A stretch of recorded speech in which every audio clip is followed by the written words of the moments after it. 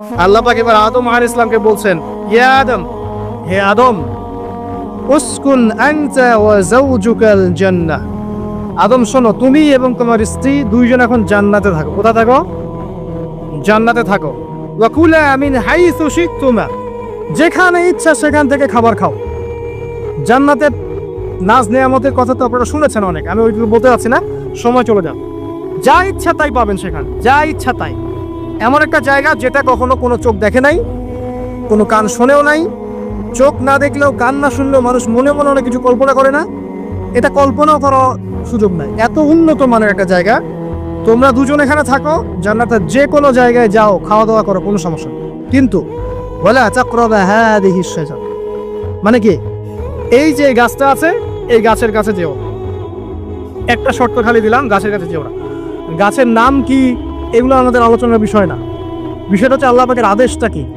গাছটা আম গাছ হতে পারে, জাম গাছ হতে পারে, কদু গাছ হতে পারে, যে কোনো গাছ হতে পারে, এটা নিয়ে আমাদের কোনো মাথা ব্যথা নাই। মাথা ব্যথা হচ্ছে আল্লাহ পাকের আদেশ, এই গাছের কাছে যেও না, বাস যেও।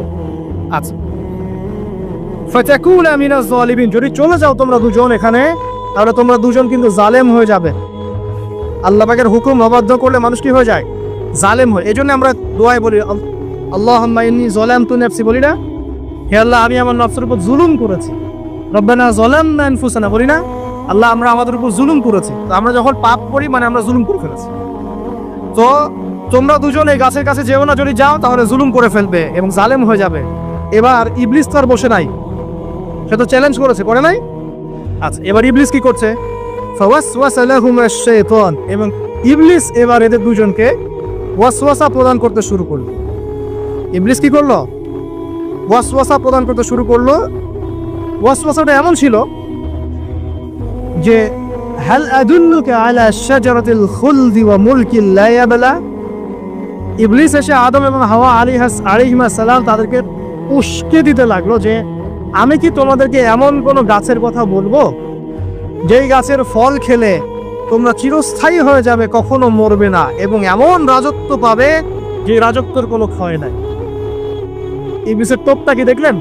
চিরস্থায়িত্বের টোপ এবং কিসের টোপ?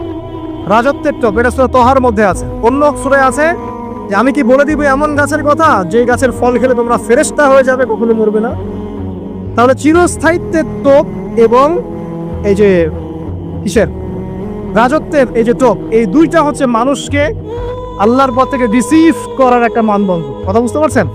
এই পৃথিবীতে যত মানুষ পথভ্রষ্ট হয়ে গেছে জন্য হয়েছে অনেকেই, আর অনেকে চিরস্থায়িত্বের জন্য হয়েছে। ফেরাউন নমরুদ চিরস্থায়িত্বের লোভে পড়ে পথভ্রষ্ট হয়নি? আর ওই সময় থেকে শুরু করে এখনকার বিশ্বে যারা ক্ষমতাধর, এরা কি ক্ষমতার দাপটে পথভ্রষ্ট হচ্ছে না? এই দুটো হচ্ছে মানুষকে পথভ্রষ্ট করার মাধ্যম। ইবলিস খুব ভালো করেই জানতো। একটা কথা বলি নাই, যখন আদম আলাইহিস সালামকে তৈরি করে রাখা হয়েছে, সৃষ্টি করে রাখা হয়েছে, ইবলিসকে চারপাশে রাউন্ড দিচ্ছিল, তাওয়াফ করছিল, তাওয়াফ। এবং মানব শরীরের এবং মানব মস্তিষ্কের, মননের দুর্বল পয়েন্টগুলো সে ফাইন্ড আউট করছিল। কারণ সে কিন্তু অনেক জ্ঞানী ছিল, সে কিন্তু প্রচণ্ড জ্ঞানী ছিল। এখনো কিন্তু সে প্রচণ্ড জ্ঞানী, এবং তার অভিজ্ঞতা ঝুলি এখন অনেক বেশি, তাই না? ওর বয়স হয়ে গেছে না, এখন প্রচুর বয়স। তো তাওয়াফ করে করে সে মানুষের দুর্বল জায়গাগুলো ফাইন্ড আউট করেছে।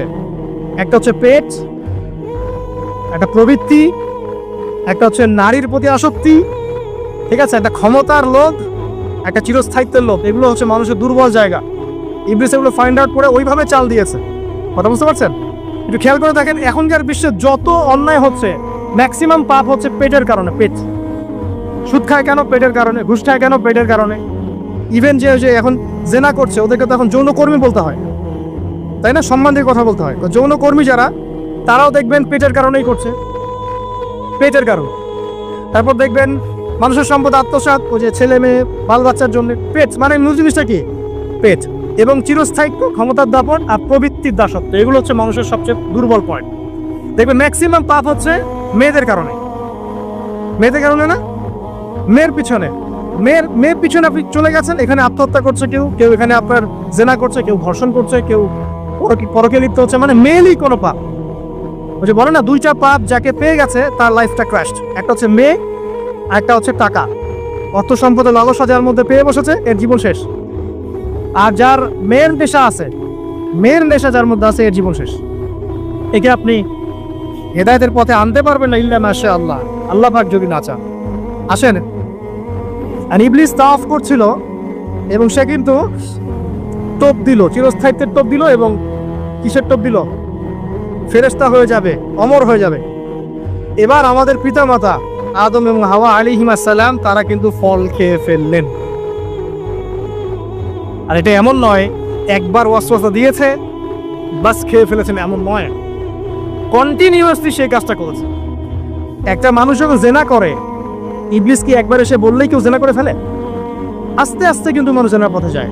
ওই যে প্রথমে একদিন, অনেক দিন একটা লেকচার দিয়েছিলাম না, প্রথমে গার্লফ্রেন্ড বয়ফ্রেন্ড একটা সম্পর্ক হয়, তাই না? তারপর কথাবার্তা হয়, মোবাইল ফোন এক্সচেঞ্জ করে, নোট এক্সচেঞ্জ করে, কফি খায়, আস্তে আস্তে ডেটিংয়ে যায়, পরে দেখবেন এক পর্যায়ে গিয়ে জেনা এভাবে। আর যারা ধর্ষক এতে ডাইরেক্ট অ্যাকশন, এত সময় নাই, ডাইরেক্ট। তো ইবলিস প্রতিটা পাপ মানুষকে ধাপে ধাপে করায়। দেখবেন ইবলিস এখানেও কিন্তু আমাদের পিতামাতাকে ধাপে ধাপে ওইদিকে নিয়ে গিয়েছে। এবার আসেন, আমাদের পিতামাতা ফল খেয়ে ফেললেন, এই জায়গাটা খুব ভালো করে বোঝেন। এই ফল খাওয়াটা আল্লাহর অবাধ্যতা না। আল্লাহ পাক বলেছিলেন না যে জালেম হয়ে যাবে, আল্লাহ পাকের অবাধ্য বলেন। অবাধ্যতার ফলাফলটা কি হলো এবার শোনেন। আমরা সবাই জানি অবাধ্যতার ফলাফল কি, আল্লাহ পাক জান্নাত থেকে নামিয়ে দিয়েছেন, তাই তো? এর আগে আরেকটা ফলাফল হয়েছে। এই ফলাফলের সাথে আমাদের বর্তমান সময়কার যে ইস্যুটা চলছে, পোশাক, নারী, সংস্কৃতি, হাবিজাবি, হ্যাঁ, বেহায়াপনা, বেলাল্লাপনা, এই ইস্যুটা এখানে জড়িত। এটা এটা আমারও বুঝতে এবং খুঁজে পেতে সময় লেগেছে। আমরা সবাই পড়েছি স্টুডেন্ট লাইফে, আদম এবং হাওয়া আলাইহিস সালাম আদেশ লঙ্ঘন করেছেন, সাথে সাথে আল্লাহ পাক জান্নাত থেকে কি করেছেন? নামিয়ে দিয়েছেন। ইবলিসকেও নামিয়ে দিয়েছেন, তারপরে হায়াত দিয়েছেন, এখানে পরীক্ষা করছেন, এই তো। এখানে আল্লাহ পাক দেখবেন আমাদের আমল কেমন, আমল ভালো হলে আবার জান্নাতে, খারাপ হলে আবার জান। কিন্তু এর আগেও একটা ঘটনা ঘটেছে। যে মুহূর্তে আমাদের পিতামাতা ফল খেয়েছেন গাছের কাছে গিয়েছেন, আল্লাহ পাকের আদেশটা লঙ্ঘন করেছেন, সাথে সাথে তাদের গায়ের পোশাকটা খুলে পড়ে গেছে। আমি বোঝাতে পারি নাই, পুরো মহাবিশ্বের প্রথম লজ্জা, প্রথম অপমান, প্রথম শাস্তি, ঠিক আছে, আল্লাহর অবাধ্যতার প্রথম পরিণাম, লজ্জা, মানে লজ্জাহীন ভাবে গা থেকে কাপড় খসে পড়ে যাও, ন্যাংটা হয়ে যাওয়া, ন্যাংটা। বাংলা ভাষায় বুঝতে পারছেন? প্রথম শাস্তি, প্রথম অবাধ্যতা, এবং প্রথম অবাধ্যতার পরিণতি পুরো মহাবিশ্বে সভ্যতার শুরু থেকে শেষ পর্যন্ত প্রথম অ্যাক্সিডেন্ট, ভাই যে আমরা বলছি পরিণতি, পাপের পরিণতি, অবাধ্যতার পরিণতি, সেটা হলো গা থেকে কাপড় খুলে যাও। এই কথা আল্লাহ পাক বলছেন এখানে, লিইউবদিয়া লাহুমা মা উরিয়া আনহুমা মিন সাওয়াতিহিমা। ইবলিস তোমাদের পিতামাতাকে এই গাছের কাছে নিয়ে গিয়ে ফল খাইয়ে তাদের গা থেকে পোশাক খুলে ফেলে দিয়েছে। এবার কি বুঝতে পারছেন যে ইবলিস এখন বিশ্বে কি করছে? ইবলিস সেম কাজটা করছে আমাদের সাথে, আমাদের গা থেকে তারা পোশাক খুলে ফেলে দিচ্ছে। সভ্যতার শুরুর পাপ বলছি না আমরা, এটা আসলে ভুল। সভ্যতার শুরুতে আদম এবং হাওয়া আলাইহিস সালাম যে ভুলটা করেছেন, তার যে পরিণতি হয়েছে সেটা এটা ছিল না যে জান্নাত থেকে পৃথিবীতে নামিয়ে দেয়া, বরং পরিণতি এটা ছিল তাদের গা থেকে প্রথম কাপড় খুলে গেছে, তারা নগ্ন হয়ে গেছেন। ইবলিস সর্বপ্রথম আমাদের বাবা মাকে নগ্ন করেছে প্রলোভন দিয়ে, ক্ষমতার প্রলোভন, চিরস্থায়িত্বের প্রলোভন দিয়ে। আজকের বিশ্বেও কি ইবলিসের দোসররা সেম কাজটা করছে না? আজকের বিশ্বেও কি ইবলিসের মানুষরূপী দোসরগুলা সেম কাজটাই করছে না? সেম কাজটা করছে, আমাদের গা থেকে ওরা পোশাক খুলে ফেলছে। এরপর আল্লাহ পাক জান্নাত থেকে নামিয়ে দিয়েছে। আগে কিন্তু এটা হয় না, আগে পোশাক খুলেছে। এরপর কি হচ্ছে জানেন? শোনেন, আল্লাহ পাক ওয়াকালা মা নাহাকুমা রাব্বুকুমা আন হাদিহিশ শাজারা ইল্লা আন তাকুনা মালাকাইন আও তাকুনা মিনাল খালিদিন। ইবলিস বলছিল যে তোমাদের রব তোমাদেরকে এই গাছের কাছে যেতে নিষেধ করেছে এই কারণে যে তোমরা এখানে গেলে মালাক হয়ে যাবে এবং চিরস্থায়ী হয়ে যাবে। ওয়াকাসামাহুমা ইন্নী লাকুমা লামিনান নাসিহিন। ইবলিস বলছিল যে আমি আল্লাহর কসম করে বলছি আমি তোমাদের শুভাকাঙ্ক্ষী। ফাদাল্লাহুমা বিগুরুর, ওদেরকে তারা পথভ্রষ্ট করলো, ইবলিস তাদেরকে পথভ্রষ্ট করলো। ফালাম্মা যাকাশ শাজারা, যখন তারা গাছের কাছে গেলেন, বাদাত লাহুমা সাওআতুহুমা, তাদের লজ্জাস্থানটা উন্মুক্ত হয়ে গেল, কাপড় খুলে পড়ে গেল। এটাই বলতে চাচ্ছিলাম, ওয়াতাফিকা ইয়াখসিফানি আলাইহিমা মিন ওয়ারাকিল জান্নাহ, এবং আদম এবং হাওয়া আলাইহিমাস সালাম জান্নাতের গাছের পাতা ছিঁড়তে লাগলেন এবং সেই পাতা দিয়ে লজ্জাস্থান ঢাকতে লাগলেন। আপনার বাবা আপনার মাকে যদি কেউ রাস্তায় নগ্ন করে ফেলে আপনার কেমন লাগবে? আপনি কি করবেন তার ইজ্জত সম্মান বাঁচানোর জন্য? আমাদের পিতা মাতাকে ইবলিস জান্নাতে নগ্ন করে দিয়েছিল এবং আমাদের পিতা মাতা জান্নাতের পাতাগুলো ছিঁড়ে ছিঁড়ে লজ্জাস্থানকে আবৃত করতে শুরু করে। ওয়ানাদাহুমা রাব্বুহুমা, এবং আল্লাহ পাক বলেন এবার আল্লাহ পাক তাদের দুজনকে ডাকলেন, ডেকে বলে আলাম আনহাকুমা আন তিলকুমা শাজারা, হে আদম এবং হাওয়া, তোমাদের দুজনকে কি আমি বলি নাই যে এই গাছের কাছে যাবে না? ওয়াকুল লাকুমা ইন্নাশ শাইতানা লাকুমা আদুউম মুবিন, আমি কি তোমাদেরকে বলি নাই নিশ্চয়ই শয়তান তোমাদের স্পষ্ট প্রকাশ্য শত্রু? কলা, এবার তারা তাদের ভুল বুঝতে পারলেন। আল্লাহ পাকের কত দয়া মানুষের প্রতি দেখেন। ইবলিসও আল্লাহর অবাধ্য ছিল, আল্লাহ পাক তাকে বহিষ্কার করে কাফের বানিয়ে দিয়েছেন, চিরস্থায়ী লানত করেছেন। আমাদের পিতামাতাও ভুল করেছেন, বাট আল্লাহ পাক তাদেরকে চিরস্থায়ী জাহান্নামী করেন নাই। আল্লাহ পাক তাদেরকে দয়া পরবশ হয়ে ক্ষমা করে দিয়েছে। শুধু তাই নয়, আল্লাহ পাক এত মহব্বত করেন আদম সন্তানকে যে তওবা করার যে কালিমাটা, সেই কালিমাটাও আল্লাহ পাক আদম এবং হাওয়াকে শিখিয়ে দিয়েছেন। সুবহানাল্লাহ, কোন কালিমা দিয়ে তওবা করব, কি পড়বো, এটাও তারা বুঝতে পারছিলেন না। আল্লাহ পাক তখন শিখিয়ে দিয়েছেন। কালা, তারা বলল রব্বানা, হে আমাদের প্রতিপালক, যালামনা আনফুসানা, আমরা আমাদের উপর জুলুম করেছি নফসের উপরে, ওয়া ইল্লাম তাগফির লানা ওয়া তারহামনা লানাকুনান্না মিনাল খাসিরিন। এই দোয়াটা করলেন আমাদের পিতামাতা, আল্লাহ পাক মাফ করে দেন। কিন্তু মাফ করার পরে আজ জান্নাতে থাকা হলো, এই পৃথিবীতে নামিয়ে দেওয়া। পৃথিবীতে নামিয়ে দেওয়ার পরে একটা হায়াত দেওয়া হলো, কারো 50, 60, 70, 100, 200, 500, 1000 ইত্যাদি, এবং আল্লাহর পক্ষ থেকে ঐশী গ্রন্থ পাঠানো হলো, কখনো তাওরাত, কখনো জাবুর, কখনো ইনজিল ইত্যাদি, কখনো কোরআন। শর্ত দেয়া হলো যারা আল্লাহ পাকের ঐশী গ্রন্থগুলো মেনে চলবে তারা ইনশাআল্লাহ আবার মৃত্যুর পর সেই জান্নাতে ফিরে যাবে যেখান থেকে তারা বহিষ্কৃত হয়েছে। আর যে বা যারাই আল্লাহ পাকের এই আয়াত, নিদর্শন এবং ঐশী গ্রন্থগুলোকে অস্বীকার করবে, এটাকে মিথ্যা প্রতিপন্ন করবে, আল্লাহ পাক এদের সবাইকে জাহান্নাম পূর্ণ করবে ইনশাআল্লাহ। আল্লাহ পাক এটাও বলেছেন যে আল্লাহ পাক ওয়ালাকাদ যারানা লিজাহান্নামা কাসীরাম মিনাল জিন্নি ওয়াল ইনস, আল্লাহ পাক বহু মানুষ আর জিনকে দিয়ে জাহান্নাম পূর্ণ করবেন। আর এই দুই জাতিকে পাঠানো হয়েছিল পৃথিবীতে শুধু আল্লাহর ইবাদত করার জন্য। ওমা খালাকতুল জিন্না ওয়াল ইনসা ইল্লা লিয়াবুদুন, এরা সেটা করে নাই। এই কারণে আল্লাহ পাক হাদিসের মধ্যে জানিয়েছেন প্রতি 1000-999 জন মানুষকে আল্লাহ পাক জাহান্নামে পাঠিয়ে দিবেন, তবে বেশিরভাগ জান্নাতি হবে এই উম্মতে মুহাম্মাদের মধ্যে। এবার শোনেন, আমাদের পিতামাতার এই পরিণতির পর আল্লাহ পাক যখন আমাদেরকে পৃথিবীতে পাঠালেন, আল্লাহ পাক আমাদেরকে নগ্ন করে পৃথিবীতে রাখেন নাই। সুবহানাল্লাহ, আল্লাহ পাক আসমান থেকে লিবাস পাঠিয়েছেন। এই যে সমাজ বিজ্ঞানের বইগুলোতে লেখা আছে না, মানুষ আগে নগ্ন ছিল, গাছের ছালপাতা পরে থাকতো, তারপরে বন্যপ্রাণী শিকার করতো, গুহায় গুহায় থাকতো, বোগাস মিথ্যা বাজে কথাই বসে, একদম টোটাল মিথ্যা কথাই বলে।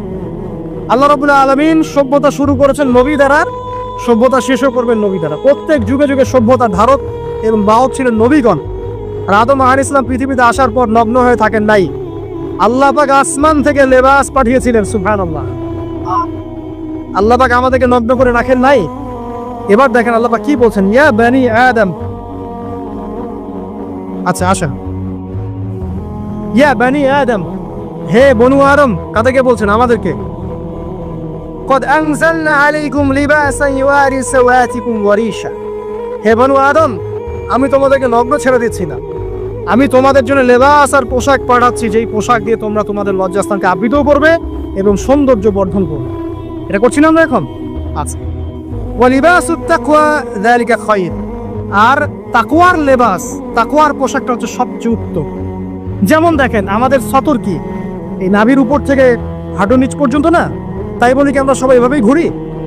এটা সর্বনিম্ন একটা স্কেল, তাই না?